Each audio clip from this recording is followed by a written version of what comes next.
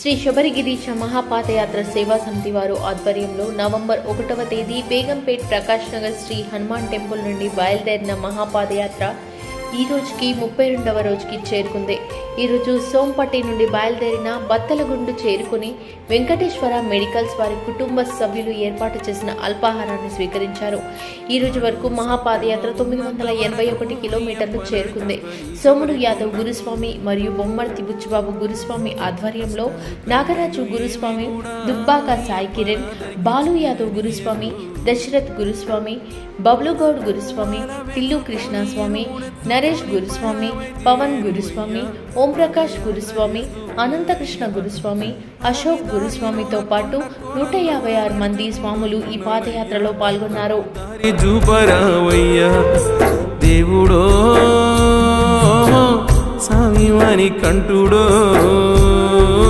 మాండదండని వయ్యా, మమ్మేలే దొరవు నీవయ్యా, మాండదండని వయ్యా, ఓ స్వామి మమ్మేలే దొరవు నీవయ్యా. నాలు సత్తువ ఉన్నంత వరకు అయ్యప్ప నడిచొద్ద నీ శబరి కొండకు. కష్టాలు కన్నీలు ఏవి కూడా అయ్యప్ప నాదరికి చేరనీయకు.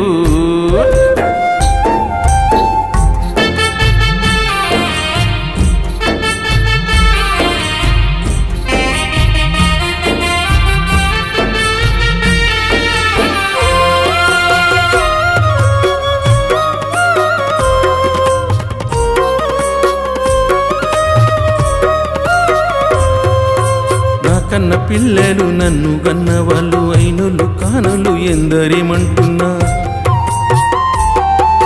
బ్రతుకు బాటలో నాటు పోటులు ఉన్న జీవన పయనంలో అడ్డంకులొస్తున్నా. మాండదండని వయ్యా, మాకు కొండంత బలము నీవయ్యా, మాండదండని వయ్యా, మాకు కొండంత బలము నీవయ్యా. దేవుడో స్వామివాని కంటుడో కష్టాలు కడ తీర్చవయ్యా, ఓ స్వామి చల్లంగా మము చూడవయ్యా. కష్టాలు కడ తీర్చవయ్యా, ఓ స్వామి చల్లంగా మము చూడవయ్యా. నాలు సత్తువ ఉన్నంత వరకు అయ్యప్ప నడిచొద్దని